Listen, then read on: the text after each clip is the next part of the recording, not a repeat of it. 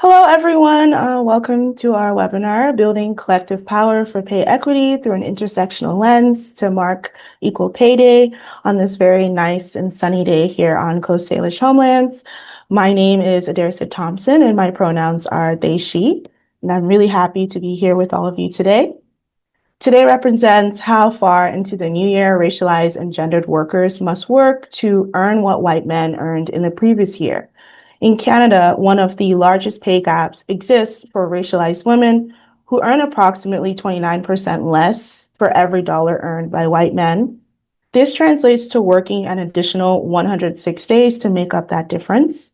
So, in recognition of this day, we are having a discussion that offers tools to deepen our understandings of pay and income inequities and the steps we can collectively take to build pathways to economic justice. And we can just move on to before we begin, West Coast Leaf respectfully acknowledges that our office is on traditional, ancestral, and unceded Coast Salish homelands, including the territories of the Musqueam, Squamish, and Tsleil-Waututh nations. We are grateful that we can live and work on these lands, and we acknowledge and thank anyone from those nations who may be joining us today. I invite you to take a moment to introduce yourself in the chat and share the homelands you may be joining from. Next slide. BC and Canada's colonial systems are built upon economic injustice, and this continues to impact the pay and income gaps today. The gaps which occur across gender, race, immigration status, and ability are symptoms of a deeper structure of injustice rooted in structures of colonialism, racism, capitalism, ableism, and gender-based discrimination. These inequities are most severe for Indigenous, racialized, migrant, and disabled communities, as well as for older workers and caregivers. However, we believe that change is possible. When we work together across sectors and communities, we can challenge these systems and advance meaningful economic justice in BC. So I'm so very excited to share West Coast Leaf's multi-year community engaged project on pay and income inequities and discuss a series of resources we've developed to deepen understandings of the pay and income gap and support advocacy for economic justice and well-being. So these resources have been developed through the time, commitment, and generosity of our research partners, and includes 4 fact sheets designed to build a shared foundation for understanding economic inequality and supporting advocacy. So the first fact sheet introduces key terms and concepts. We've learned that achieving economic justice requires tackling not only the gender pay gap, but also the income gap, which is the significant gap between people's income and the cost of living with security, dignity, and well-being. It also introduces important intersectional frameworks that must be considered and addressed. And then our second fact sheet explores what drives these gaps using the Indigenous equity framework of relationship environments. So this framework uses a tree metaphor to describe how economic inequity operates. So the roots represent systemic drivers such as colonialism, racism, patriarchy, and ableism. The trunk represents the laws and systems that sustain this inequality, so including things like weak employment standards and immigration policies. And then the leaves represent how these structures show up in people's everyday lives. And our third fact sheet focuses on solutions that are needed to tackle the conditions that create this income and pay gap. Solutions that shift paradigms on how we value people and the labor that they provide, transforming laws and policies that perpetuate inequity, and addressing the consequences of pay discrimination and income gaps. Our fourth fact sheet identifies our key recommendations that are directed towards the federal and provincial government, recommendations such as supporting equity for Indigenous and racialized people, ensuring fairness and justice for migrants, closing the pay gap, valuing caregiving, and addressing the income gap for people with disabilities. So we intend this resource to be the basis for our upcoming multi-year work on advocating for the solutions that our participants and aligned community have identified as likely to be the most impactful to tackling these systemic issues at the root and at the trunk and at the leaves of this issue.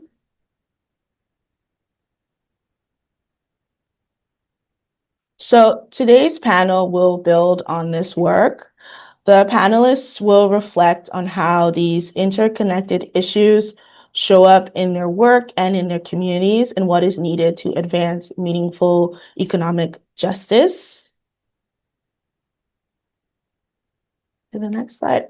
So now I'd like to welcome our panelists. So we have with us here today Senan Fagon, a co-founder of Vancouver Committee for Domestic Workers and Caregiver Rights. We also have Veronique Soufi, a racial equity researcher and policy analyst with BC Policy Solutions. And lastly, but certainly not least, we have Sarah Jama with us, manager of programs, Access DTC at the Disability Alliance of BC. So if you have any questions as we continue on with the panel, please share them in the chat as we go along. And I'll now hand it over to our panelists to introduce themselves and their work on economic justice and well-being. So we can first begin with Senan. Hi, my name is Sanan Bagon, and thank you, Idris, for your um, for letting them know my background. My name is Sanan Bagon, and my pronouns are she and her. And I also would like to begin to acknowledge that I joined today's panel on the unceded Coast Salish homelands, including the territories of Musqueam, Squamish, and Tsleil-Waututh nations. As an immigrant in their territories, I commit to support the Indigenous people's land back movement and their struggle to exercise their rights of self-determination. Thank you.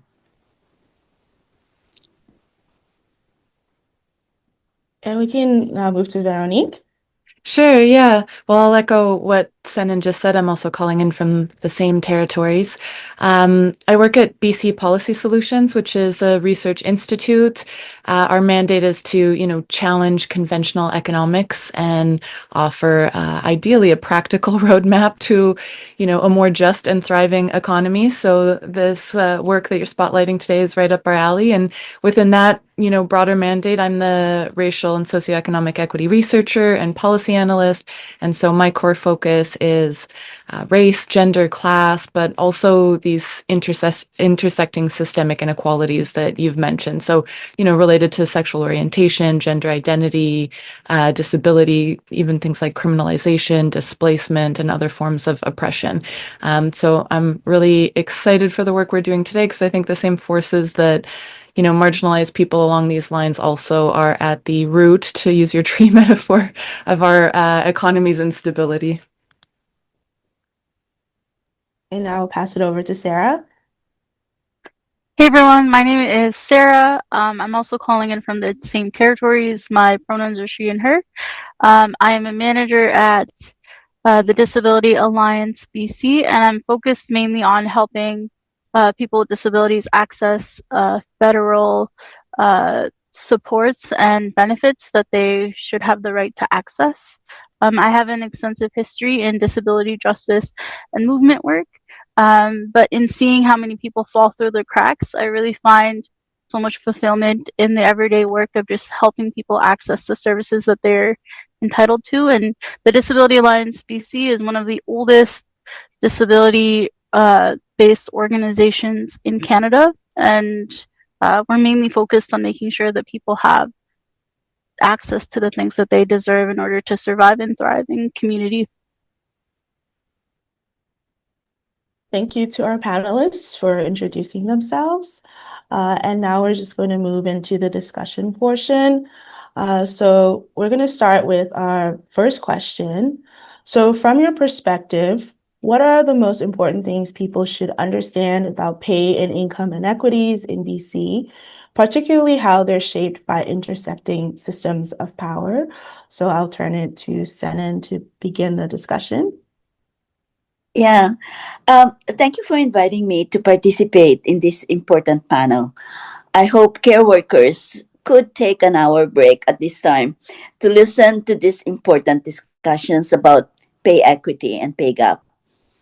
I totally agree with the West Coast Leaf's findings that, quote, there is systematic inequality in how the work and contributions of people of different identities are valued, recognized, and paid, unquote. I think I can safely say that pay and income inequities are being experienced by most workers, but the realities and impacts are of different levels depending on their identities. Migrants, through temporary foreign worker program, are recruited to come to Canada to work on jobs Canadians do not want to do because they are hard work with low pay and very few or no benefits. Without any qualms, the Canadian government allows employers and business owners to hire migrants as temporary migrants with such working conditions. I can talk more about migrant care workers, having worked with them for a long time. They come to Canada with approved employers and as an added bonus with a government's promise to grant them permanent residency if approved under certain immigration programs conditions. That's a big deal, especially to those escaping from a hellhole poverty. With the exchange rate, the worker calculates she'd earn more than some of the bosses back home. And then when she'd get her permanent residency, she'd think she'd even earn more and get her family to join her in Canada. But that was just a dream because the government lies. Not only are the working conditions horrible for most, exploitation is a regular reality. Some are victims of pay theft, not being paid minimum wage, overtime, and vacation pay. Over 30,000 women are still temporary workers after years of being care workers. Some even became undocumented during COVID, and most because of the changing caregiver programs and changing permanent residency application requirements. But migrant care workers endure because friends, families, governments in their home country tell them life in Canada is still better than back home. And the workers believe that too, that she should be thankful that the Canadian government gives them the opportunities to escape the hellhole poverty. But these are not all why immigration lawmakers and employers are willing to ignore workers' exploitative conditions, including low pay. Domestic work and care work are historically done by slaves, mothers, and other women at home for free. And since women can handle care work and other work at home, then and now, how hard could it be? Oftentimes left unsaid is how valuable the care work is to Canadian families, the Canadian industries, and the Canadian care economy. Work that is essential and permanent. Racism, sexism, and classism obscure the equivalent importance and value of workers who do the work. This creates the inequities and pay gap. Thank you. Thank you so much, Senan, for just expressing the realities of care workers and how the mainstream conception of the pay gap and income gap totally miss the realities of a care worker. And I'll turn to Veronique now. Sure, yeah, I think we'll be echoing a lot of what we each have to say today, but coming from a shop full of economists, I'll get into the numbers a tiny bit. I feel like I'm obliged to, but so we know the headline that women in BC earn about 85 cents on the dollar compared to men, which is really bad. obviously. Our co-executive director at BC Policy Solutions, Iglika Ivanova, who's also an economist, has done research on this intersectional wage gap. So I'm going to give you a few numbers here. About a third of people in BC earn less than $20 an hour, so below a living wage. But of those, 60% are women, and more than half are racialized. So that's a really disproportionate share. To put it another way, if you look at Metro Vancouver, 50% of racialized women in Metro Vancouver earn less than what it costs to live in Vancouver, which is compared to roughly only 1 in 4 white men. So, that compounds into tens of thousands of dollars of lost lifetime earnings, and then into a pension gap that's actually wider than that wage gap because, CPP is built on your lifetime earnings. So people who earn less their whole working lives are going to then retire into deeper poverty. But what I think is important about the conversation we're having today is talking about, not only who is underpaid, but why. So we're seeing that this relates to working in part-time or precarious jobs, to care work, being excluded from paid work on which, much of our economy's social security relies. So it's really important to see how the wage gap isn't just about, equal pay for equal work. It's about who and what our economy values. So as we heard from Senan, we know that capitalism is built on and sustained, in part by colonialism, that this economic system is designed around hierarchies of identities and social roles. So, part of the answer is about care. Our economy absolutely depends on an enormous amount of unpaid and underpaid labor, raising children, caring for aging parents, running households, holding communities together. And that work has, as Senan mentioned, historically been done by women in the home for free. And when those, same kinds of work enter the paid economy as childcare, elder care, nursing, food service even, those wages have stayed low. And then increasingly that paid work is done by migrant women on temporary status, which lets employers push wages lower still. And then, of course, part of the answer is race. Our economy is not a neutral marketplace that accidentally produces racial gaps. It was built, through slavery, colonialism, indentured labor, and right into the present through these immigration policies, these temporary foreign worker programs on sorting workers into tiers of value. And, of course, capitalism isn't built only on exploiting labor. It's also built on dispossessing Indigenous land, destroying Indigenous economies. So, Indigenous wage gaps aren't only about labor market discrimination, they're also about that economic base that was taken and never returned. So when you put all of these things together, we can see that the wage gap is, the output of a system that needs that differential value. Obviously, I don't think I need to tell folks in this room, but, the profit in capitalism comes from appropriating, as we say, or, I think stealing is probably the better word, stealing the value that people produce through their labor, of course, in the workplace, but also more broadly by making a business out of that social reproduction, like Senan was talking about. So care, food, community, and the less they pay for that work, for that land, the nature, the more they profit. Because these hierarchies of value or these devaluations, depending on how you want to look at it, it is about manufacturing insecurity between us as a way to threaten or discipline workers into giving up their labor for as little return as possible. So as much as, things feel really modern today, the effort here is to keep us as close to that era of free labor as possible. And that relies on that, divide and conquer approach to pit us against each other in that race to the bottom. So yeah, the gender pay gap isn't, just about women earning less than men. It's a reflection, I think, of an economy that's really organized around inequality by design. Thank you so much, Veronique, for those sobering thoughts and also providing an economist perspective on how these structures are interconnected. And I will now turn to Sarah to provide some insights to this question. For sure. So the first thing I want to talk about is the fact that people with disabilities tend to have a higher cost of living due to access needs and medical needs, which can lead to barriers to overall financial stability. Across Canada, social assistance rates are below the poverty line, which legislates many people with disabilities who can't work into poverty. There are also many barriers to accessing income assistance supports and other financial programs for people with disabilities. So an example of that would be earning exemption limitations.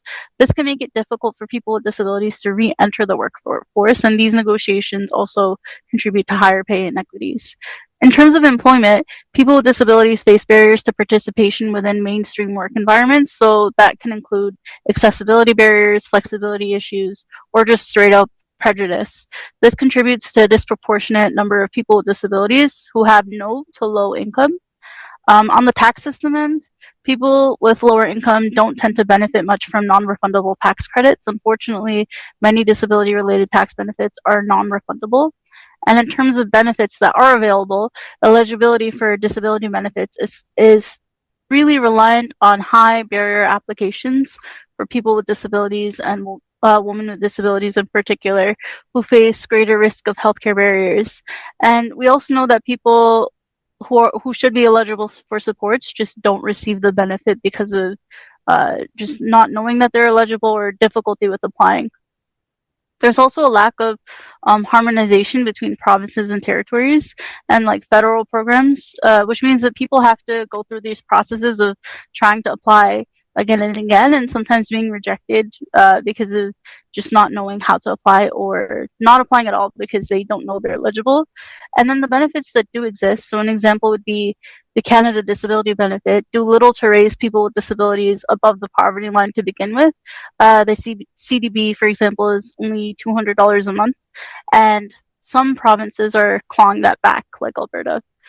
There are vehicles like the Registered Disability Savings Plans, which is welcome to address pay inequities and to try to support people with disabilities in being able to save.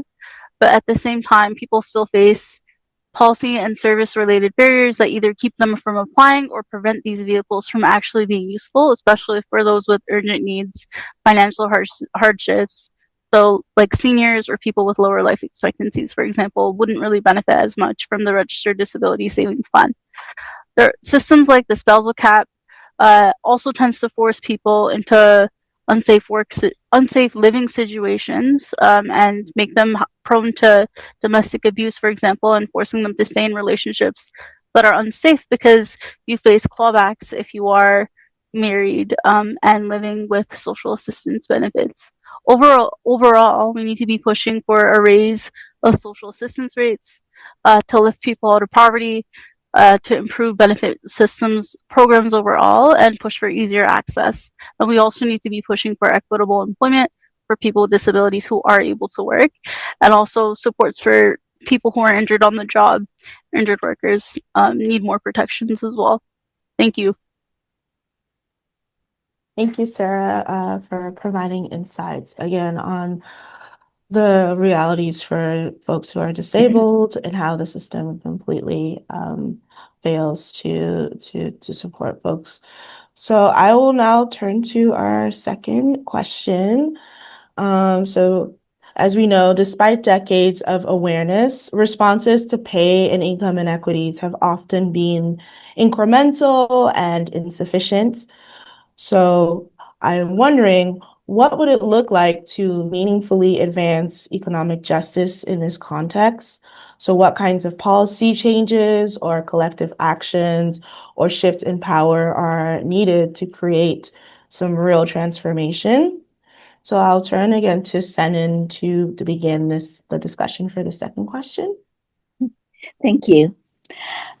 So the how to achieve economic justice is quite difficult to respond to because to achieve it, similar to migrant justice question, requires a structural change in the system that eliminates racism, sexism, and classism. But how can we achieve this when our current system thrives under these isms? Our laws, policies, and institutions produce these inequities we're talking about and trying to get rid of. And I think our current system is the reason why, quote, your quote, despite decades of awareness, responses to pay and income inequities have often been incremental and insufficient, unquote. But this fact doesn't mean we should just twiddle our thumbs. Movements like labor, feminists, migrants, human rights, environmentalists, indigenous, and other progressive movements organize and develop strategies and demands for reforms, which hopefully could get us closer to the structural change, one ism at a time. When organizing migrant care workers, the first thing we struggle to achieve is to get workers to collectively realize that the essential work that they do should have the equivalent value of the work they perform. And it's definitely not minimum wage, but a wage where workers and their families can survive comfortably in their communities. If the work is essential, the worker who do the work is also essential. No lip service. So on the question of priorities and what do we ask from the government? So from the federal, um, our long time cry is to lessen, of course, the exploitation.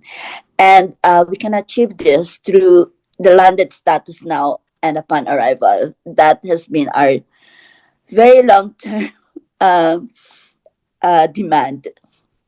We also want to have the government reopen the home care workers immigration pilots, which they paused last December 2025, where care workers can actually apply for permanent residency. They should also uh, give or get. We also want the government to send open work permit for all migrants who are waiting for their new work permits or waiting for their landed status. For undocumented, we actually always call for status for all so that they can actually work and be able to survive in in this country.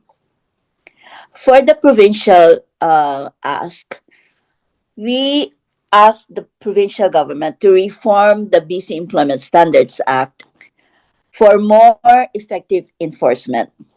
We also want sectoral certification and sectoral bargaining for in home care workers so that they could actually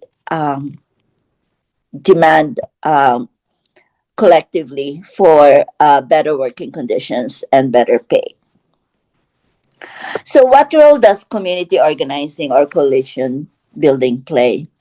Community organizing brings the community together to talk about the problems, individual or collective, analyze what caused them, collectively discuss how these challenges could be resolved, and come up with collective solutions, strategies, and actions. Coalition building, when successful, shows the government that we do have common demands, and these demands have the support of other communities and other sectors. But what would success look like for the communities most impacted? Empowered migrant care workers is already a success. Community and ally support is another. Successful rallies, of course, are another. And government granting our demands, for example, landed status upon arrival and status for all. Those are the key components of our demands that the government should have the political will to give care workers and migrants. Thank you. Thank you, Senan, for sharing those thoughts on demands from the government and the importance of community support and coalition building for migrant care workers. So now I'll turn to Veronique to share some insights on this question. I think once again, I'm probably going to echo a lot of what Senan has just said here, but I will. So part of your question was, about this pace, the slow trajectory. So, just again to put a number to that, at the current pace, it could take close to a century to close Canada's gender earnings gap. So at least 5 generations.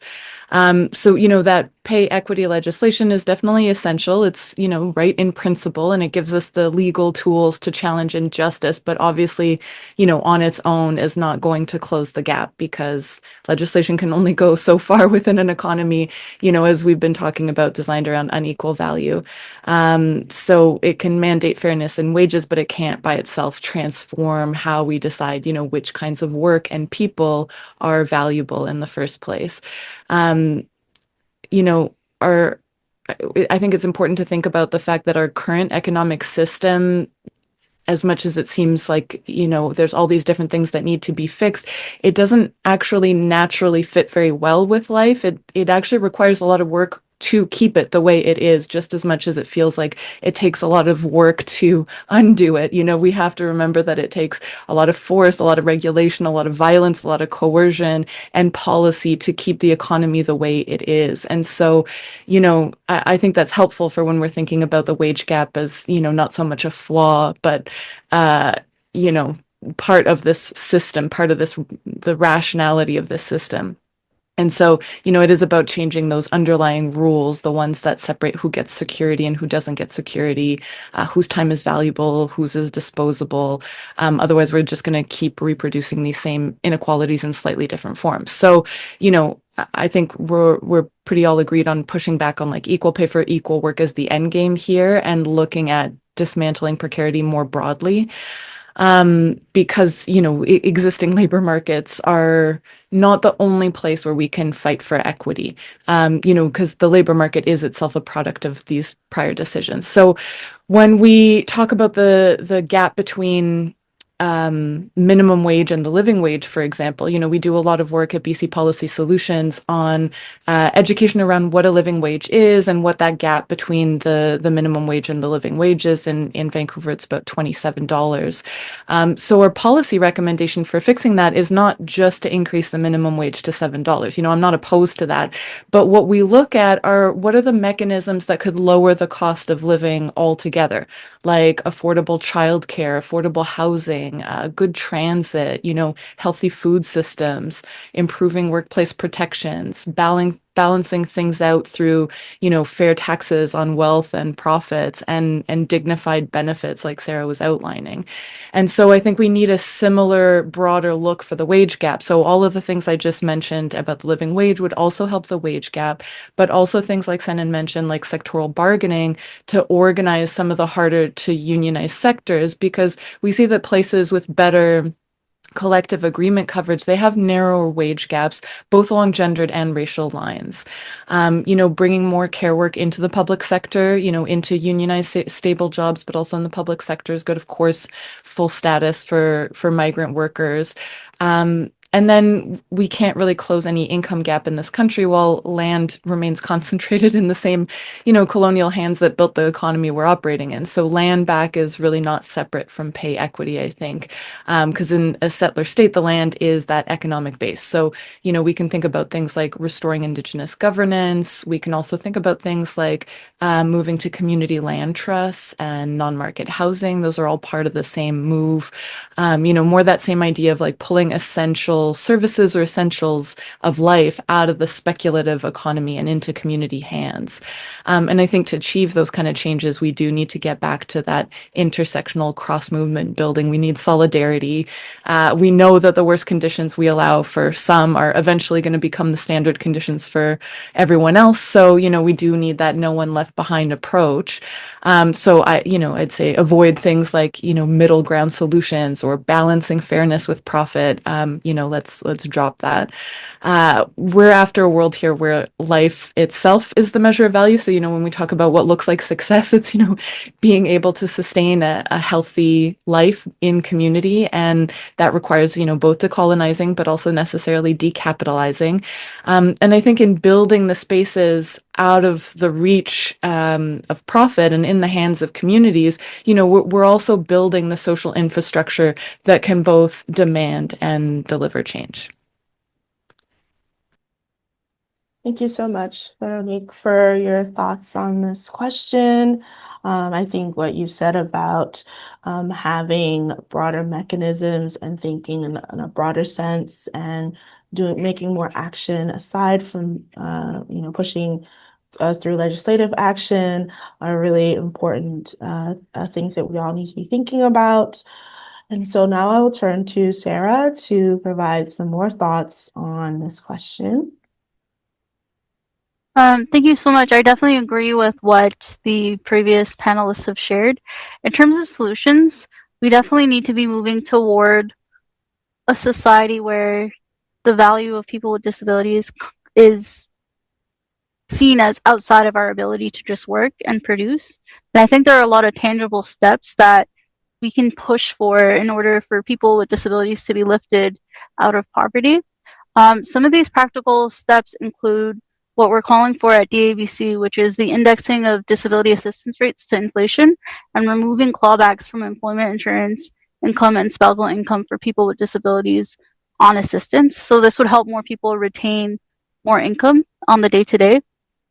There are other things that are tangentially related to the everyday struggle of people with disabilities. For example, accessing funding for using public transportation. So we're calling for the streamlining of the provincial bus pass program for people with disabilities in BC to include handy dart rides, because this will pave the way for handy dart to become more easily accessible and integrated into the BC bus program, which is also available to seniors and people on disability assistance. We're also calling for more affordable and accessible housing that includes 2, 3, and 4 bedroom units. While we're heartened to hear that the BC government's investments are being made to combat the housing crisis in our province, people with disabilities are also in need of accessible and affordable housing and continue to fall through the cracks.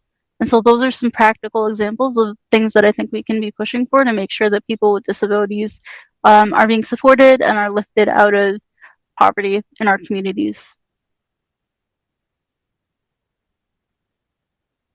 Thank you, Sarah, for your thoughts. And I will open the floor once more to our panelists. If there's any closing remarks you'd like to impart with the group, you can do it now. Any other thoughts, remarks that you would like to share with the group, with the audience?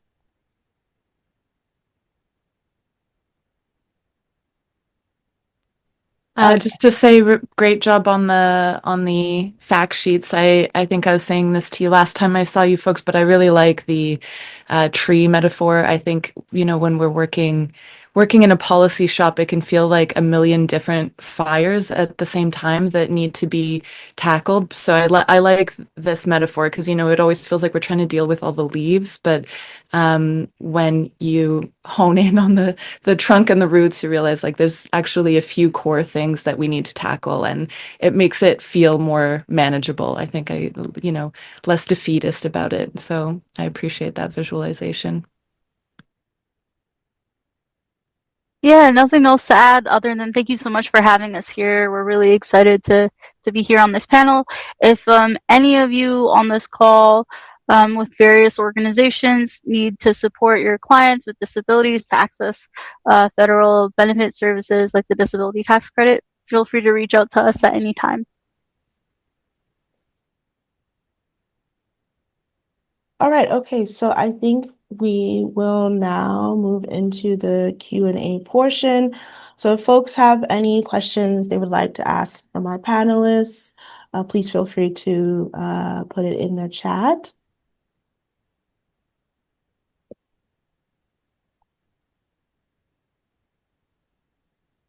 You can also raise your hand and unmute if you would like to do so, if that's easier as well.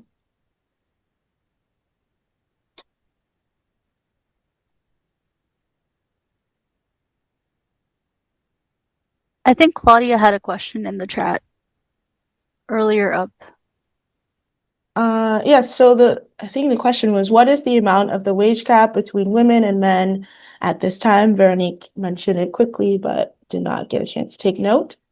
Yeah, I can go. So I put in, or someone put in the chat for me, Chanel put in the chat for me that it was the 85 cents on the dollar, but I can go back to some of the other stats that are, I think help to paint a picture a little bit more. So one of the things I mentioned was, in Metro Vancouver, 50% of racialized women. So when you're at that intersection of both, gender and race, 50% of working racialized women in Metro Vancouver are earning less than what it costs to live in Vancouver. And when you compare that to white men, it's just 1 in 4. So that helps, to kind of get a sense of it proportionally.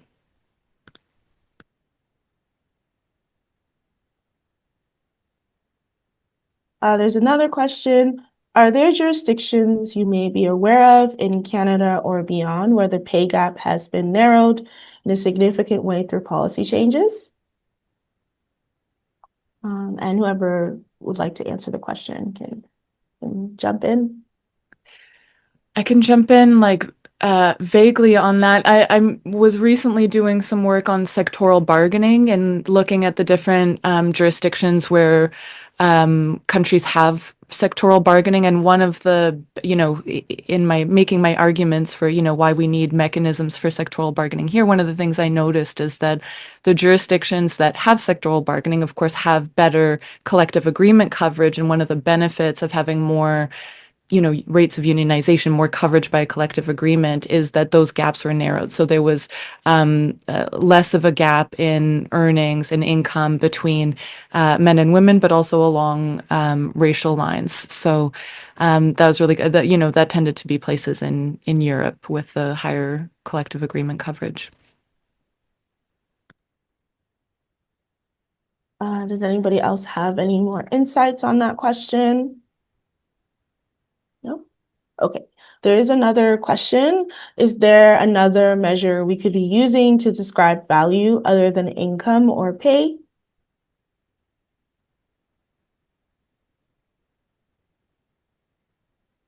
And whoever would like to answer first can jump in.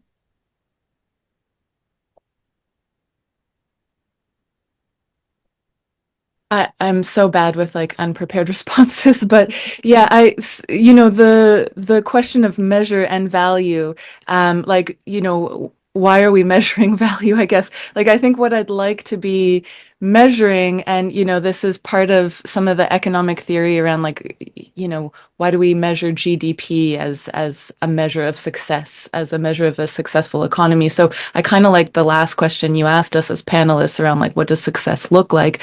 I think it'd be great if we measured success in an economy around, people's well-being, for example. If that was I think that would be a better way to measure a successful economy rather than, measure a human's value based on our contribution to, or based on our ability to exchange our labor for wages. So, maybe moving away from that as a concept of value altogether, and more towards, evaluating our ability to run a government based on, can people eat? Are people housed? Are people taken care of? Is people's mental health well? Are we enjoying our lives? Are we living in community? How accessible is our neighborhood? How many trees do we have? There's a lot of other ways that we could be, I think, measuring a successful economy. So kind of flipped your question a little bit, but hope that answers. I totally agree with Veronique about that because I always think that of an economy that is based on feminist feminist analysis is that it could also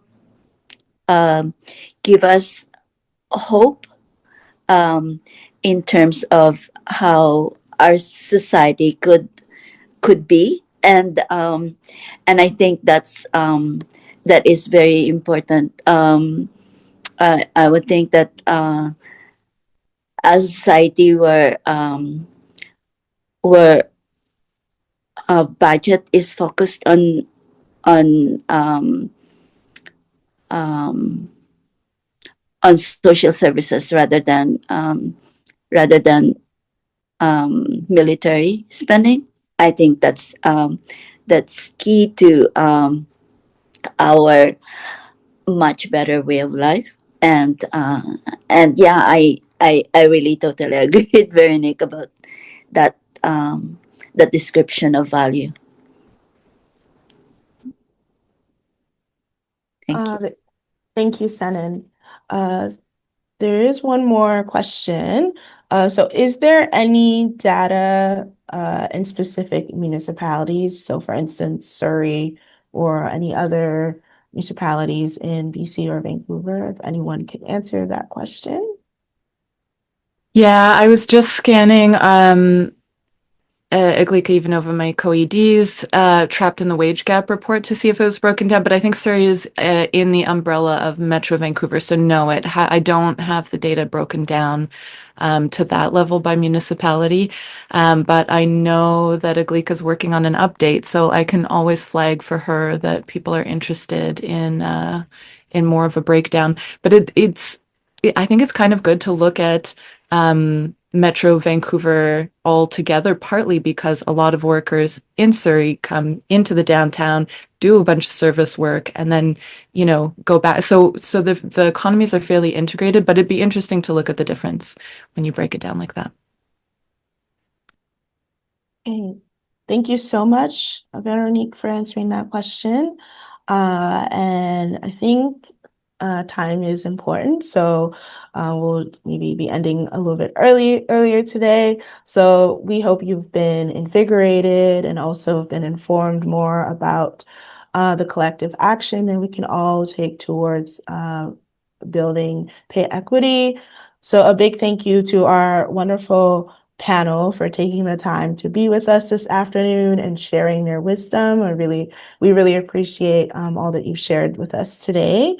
We're so lucky to be gaining all this insight into the pay and income gap. And a huge thank you to all who have attended today. And we would like to wish you a nice afternoon. All right. Thank you, everyone. Thank you.